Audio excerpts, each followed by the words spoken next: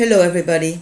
It is Sunday, the 30th of March, and I want to talk about the book of the Revelation, and I want to talk about whether or not we are looking at an alien invasion when we are looking at that story. And here I would that's the one point I would absolutely go with David Icke, and that is if you see the intended outcome, you can see the steps on the way. And it's actually when you're seeing the steps on the way that are manifesting around you that the outcome becomes clearer, what is actually going to happen there and how it is going to happen. So I really think it is time that we started believing in this book. Not in the way of, oh, it's all spiritual and out there, but that it will create a reality. That it is a reality, and that the reality of the gods will come to earth. It's time we started believing. And it's time we started going by our own knowledge to see how that is done. It's going to be done.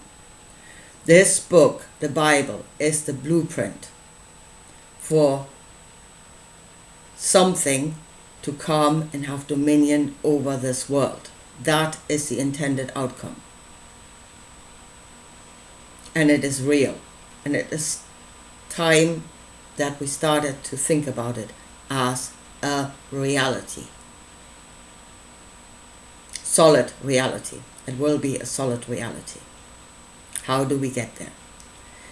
Now, two things I want to talk about before we get there. First of all, it's our own divinity.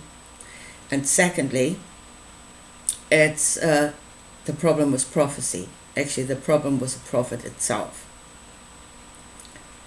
How they interpret their vision, whilst not having the fullness of the knowledge. I want to show you this here. Now, our own divinity, let's start with that.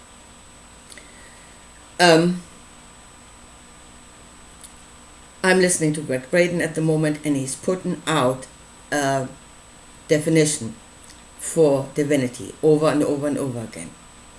Yeah? Make it a reality in the mind of the people. Pure propaganda. That definition is, our divinity is our ability to overcome perceived limitations. Yeah, that is what he is putting out as divinity. And although that might be part of divinity, it is not the foundation. Absolutely not the foundation. Again, this book tells you. It tells you what you are and what you're in. Start believing. This is not a fairy tale. You're in it. So the foundation of divinity, what constitutes divinity, is the knowledge of good and bad for yourself. Having the I am is the judge.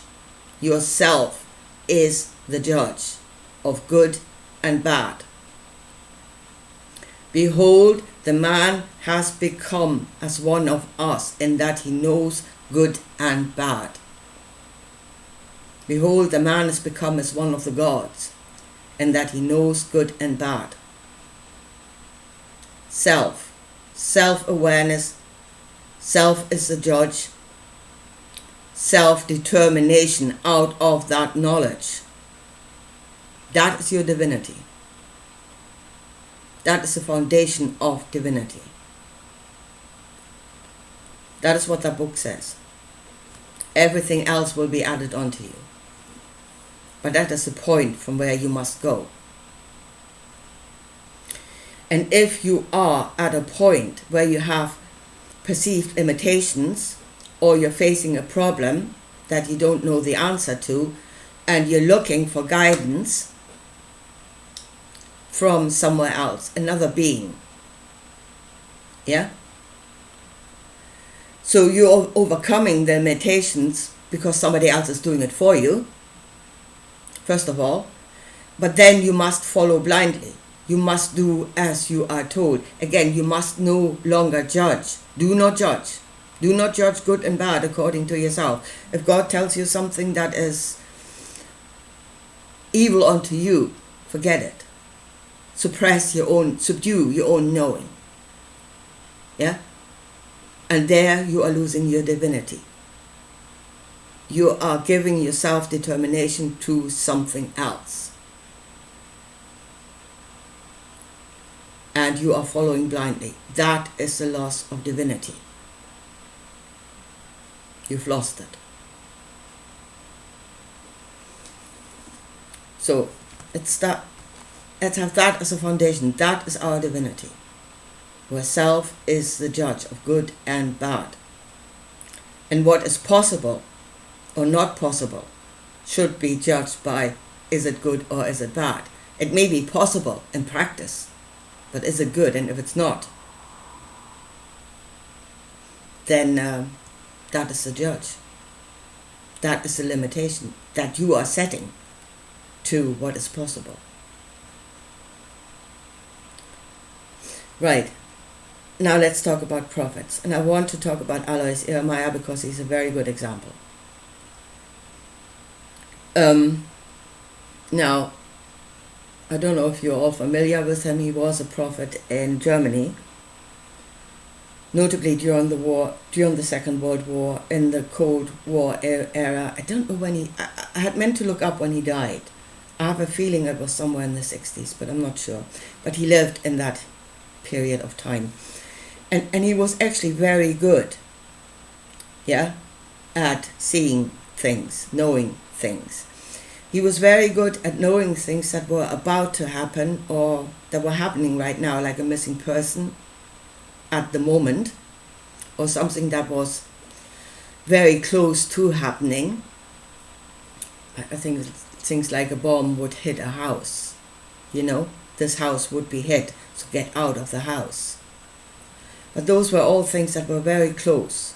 The closer you are to the actual event, the better you know, the more you understand what is about to happen. So he was very good at that. So he could see things. He proved himself. But then he made a bit more far out prediction. And he interpreted that. Now, I would say he was good at seeing things. What he saw was probably true enough. But his interpretation, I think, was way off wrong. Because he said that Russia would invade Germany.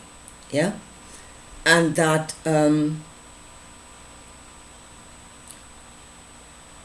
people in Germany on a Sunday morning, the man would sit in a pub, as they do in Germany, on a Sunday morning. And the Russian soldiers would look through the window and the man would be completely unconcerned. Now that is what Irmaier saw. And then he interpreted it as Russia had invaded Germany and the man in the pub had known nothing about it. Yeah? They were caught completely unawares. Now, first of all, from the perception of Irmaier himself, he had just been a soldier in the Second World War. He's living in the Cold War era. Russia is the enemy. Yeah, that is what he knows from where he's at. So Russian soldiers are looking through a window. That must be an invasion. But there was knowledge that Irmaier did not have, and that is the knowledge of technology. Yeah, and he did not have it because he himself said, in those days, people would run around talking into little black boxes, and he didn't know what those boxes were. We know what those boxes are. They're mobile phones. He didn't know. He didn't know about the whole technology, which is a knowledge that you need to interpret what is happening there correctly. Because in these days, with satellite surveillance and I don't know what, no Russian army could get into the middle of Germany without anybody knowing they're there. It could not happen. It's not possible with the technology that we have, that Irmaya did not know about. Clearly did not know about. So you have to put that into the picture, that knowledge. Yeah, and even if the ones in the knowing with the satellite data and stuff wouldn't tell you they're coming, yeah, I mean, the whole army, Russian army is marching through Germany and nobody's posting it on Facebook. Come on, it can't happen. So why were the people in the pub unconcerned that the Russian soldiers were outside? It's not because they didn't know they were there. That can't happen. So there must be a different reason. And to me, the reason would be they are not a threat. There may have been some agreement between Russia and Germany. They are there to help or to do something, but they are not a threat. That is why the men in the pub are unconcerned. Again, from Ermaya's perspective, that would have been inconceivable. Russia was the enemy. Russia was evil. You know, war, Cold War, that's his perception. From where we are now, it's still a bit hard to imagine, but at the moment political alliances are shifting left, right and center. Everything is shifting. So it's not completely out of the realm of the possible. Yeah, so we're getting closer and closer to the event, and it becomes clearer what it actually is through the knowledge of what actually is at the moment that we have. And we have that knowledge. We can interpret those things better. And again, people are still going with Ermaya's interpretation. They're still repeating it endlessly and not incorporating the knowledge that they actually have themselves to judge what might be happening there. And it is the same with the book of the Revelation. We're still going with the interpretation of the church, or the interpretation of John himself, which is 2,000 years old. A lot has happened between John and us. There is more knowledge that we have. We should see more clearly. We're closer to the event. We should see more clearly what is actually happening there. But we're still going with the old babble of, God is coming to earth and we are going to be raptured into the earth and into the air, and we're going to meet God in the air, and it's all going to be wonderful. So let's apply the knowledge that we have to try to interpret what is actually happening there. Yeah? And I said through the entire Bible. Now in the Old Testament, I really think we're looking at beings with technology. And we're looking at beings. And I would say solid beings, because they had solid form. They were the gods were on the earth, and they had solid form. They were not beautiful fluttering beings of light. This was a solid reality. This is describing a solid reality. So they were on the earth, they had technology. A lot of what is in the Old Testament is technology. I think there is descriptions of spaceships in there. And they had dominion over us because of their technology. And because of how destructive they could get. Bringing us into fear, having dominion over us through force. So I think that's what it says. Now there is a shift from the Old Testament to the New Testament. There's a new knowledge, and that is spiritual knowledge that is being used against us. A knowledge of us that is being used against us. Now we are spiritual beings. Yeah? We are not just solid. We have intuition. We know things.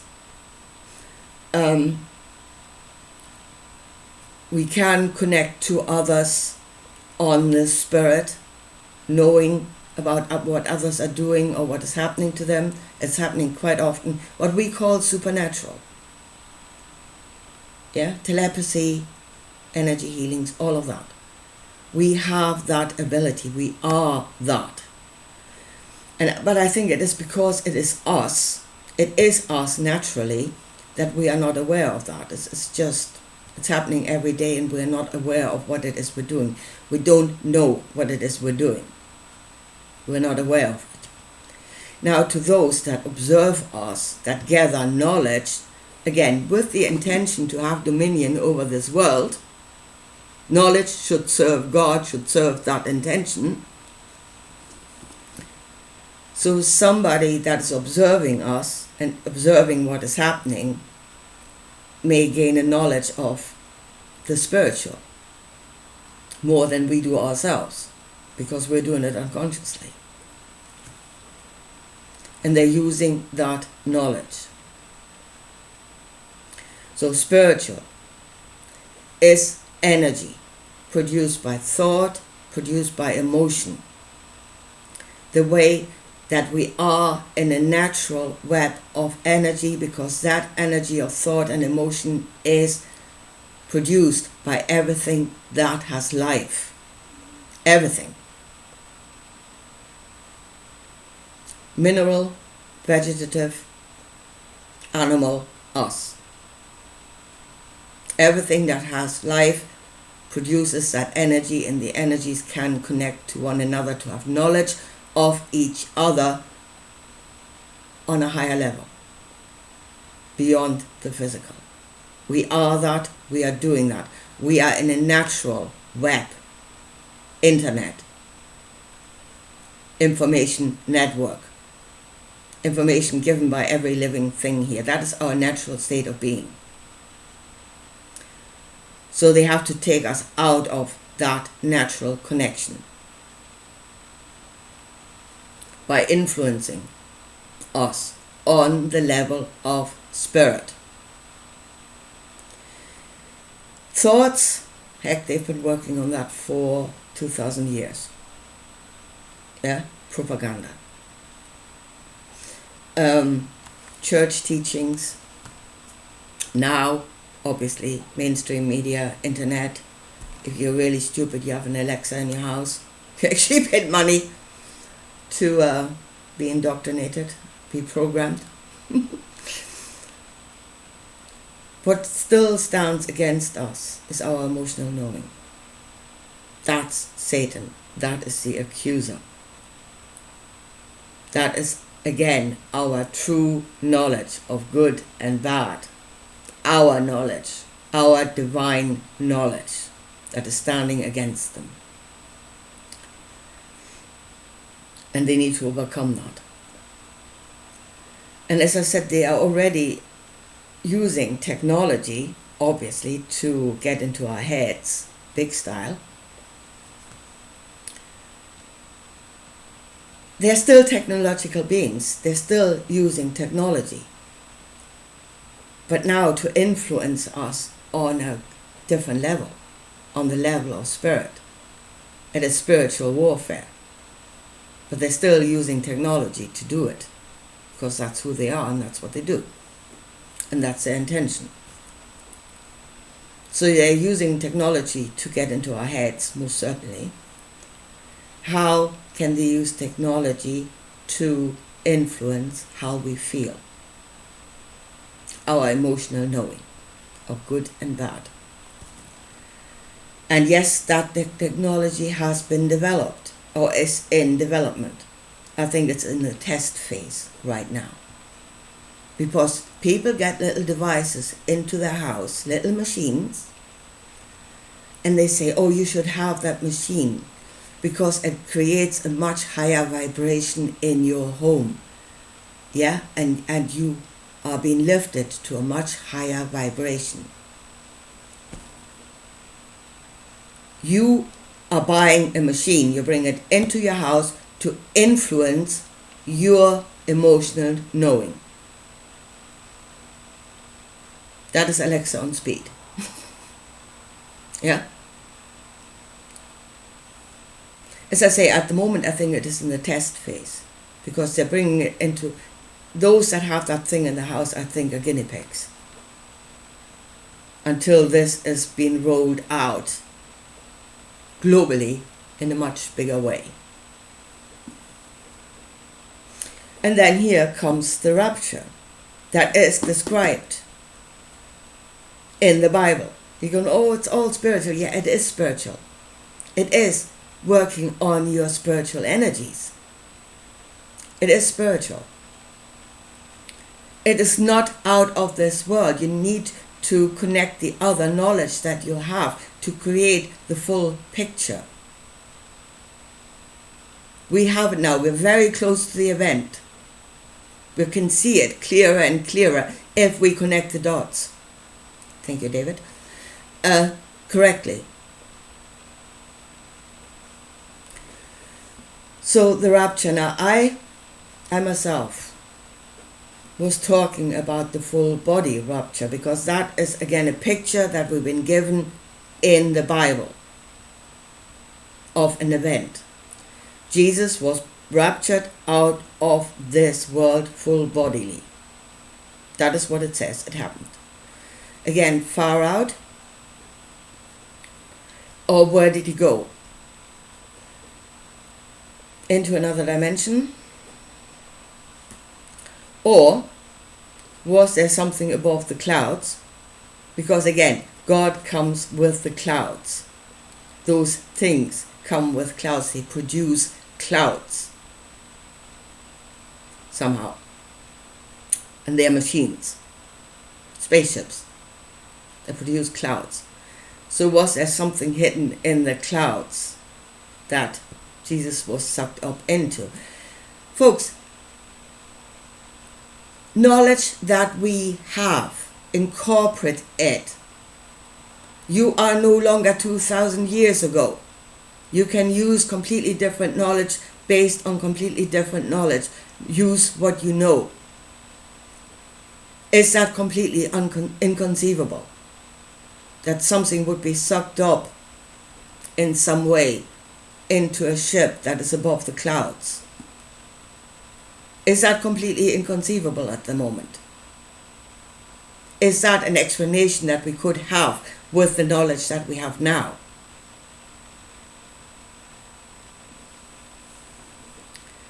So, and again, I was thinking about the rapture in that way, full body rapture, but it might not be that, because it says we will meet the Lord in the air. Yeah, we will be elevated. We will be, what will we be? We will be happy, happy, happy. We will be on a high level of vibration. We will be lifted up to meet the Lord in exaltation and, yeah, the most extreme feeling of happiness. We will be on such a high vibration that's unreal.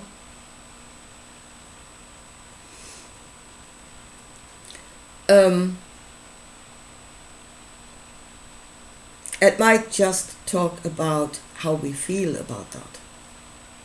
And that feeling, again, we already know can be produced by a machine, by technology that can influence how you feel, that can influence the vibration that you're on. Yeah? And if you have been indoctrinated, your mind has been indoctrinated. Again, at the moment, through technology, through the teachings of the church, through whatever, the way you should look at that, the way you should interpret that. Again, don't go by your own knowing. Deny your own divinity. And then your emotions are being influenced, and then you are absolutely 100% an artificially created intelligence. You are that.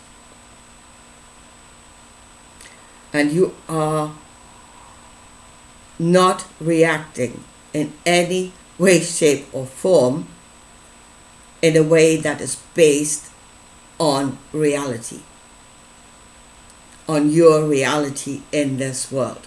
Because they are coming to slaughter, they will pour out plagues. Again, we have the knowledge. Yeah? The witnesses of God will pour out plagues. They will create wars.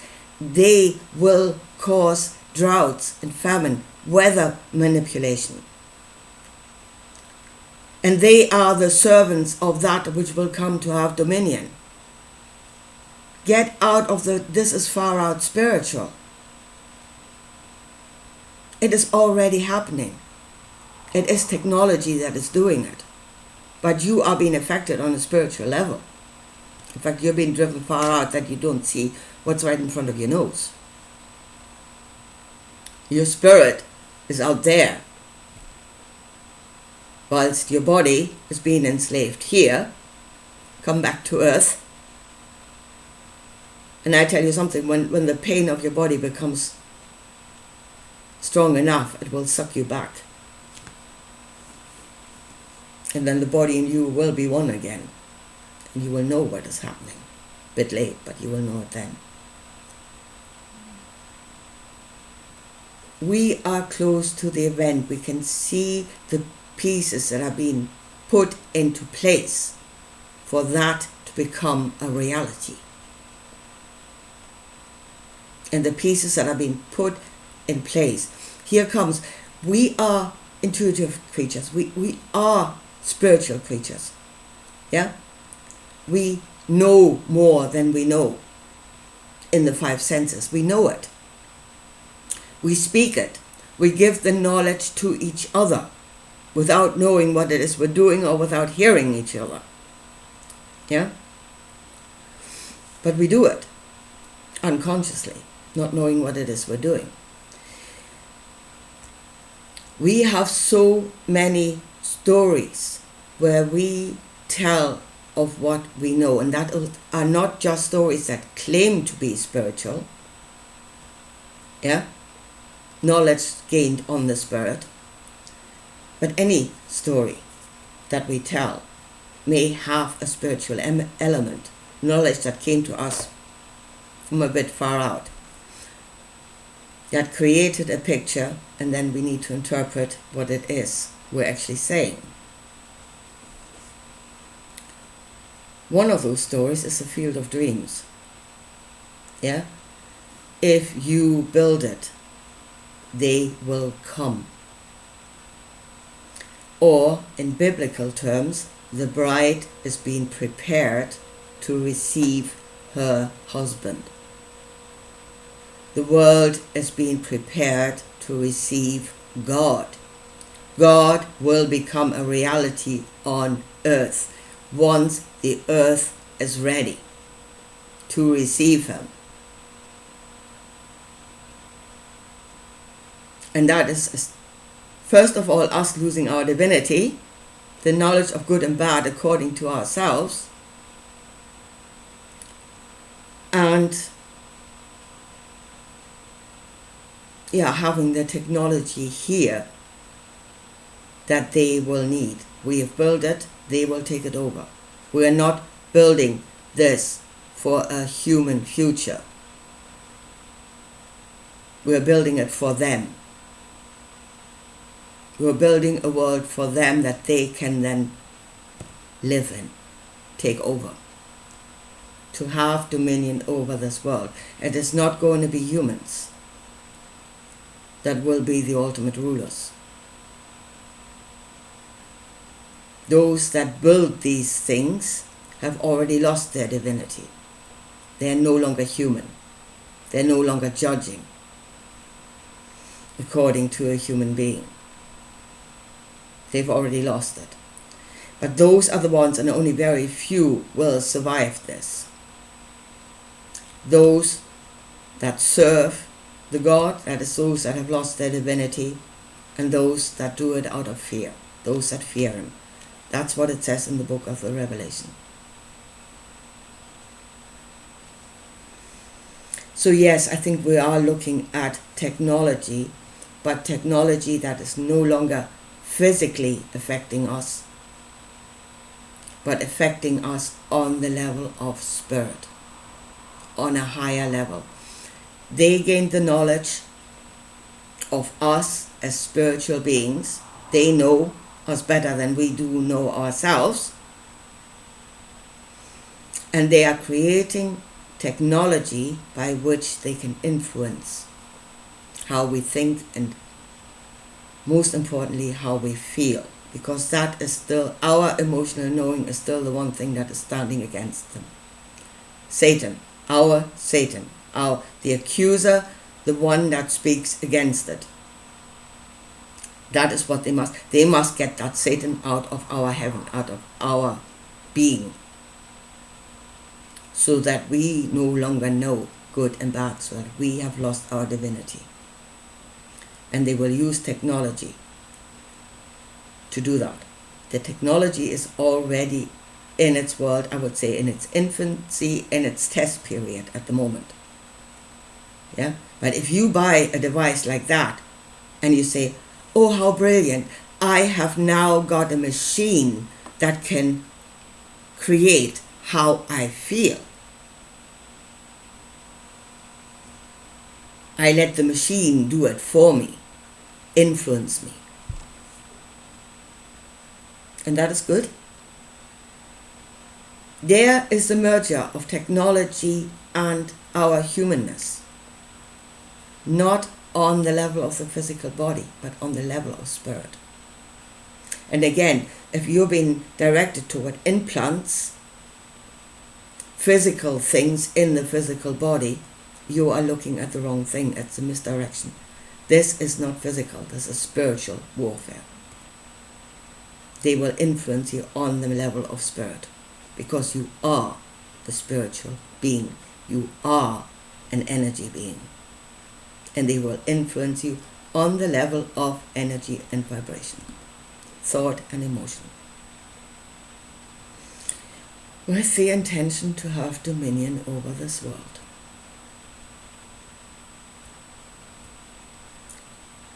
So, is it time that we started believing what this book actually says? Is it time that we believed God is real, solid being, solid, real being? God is real.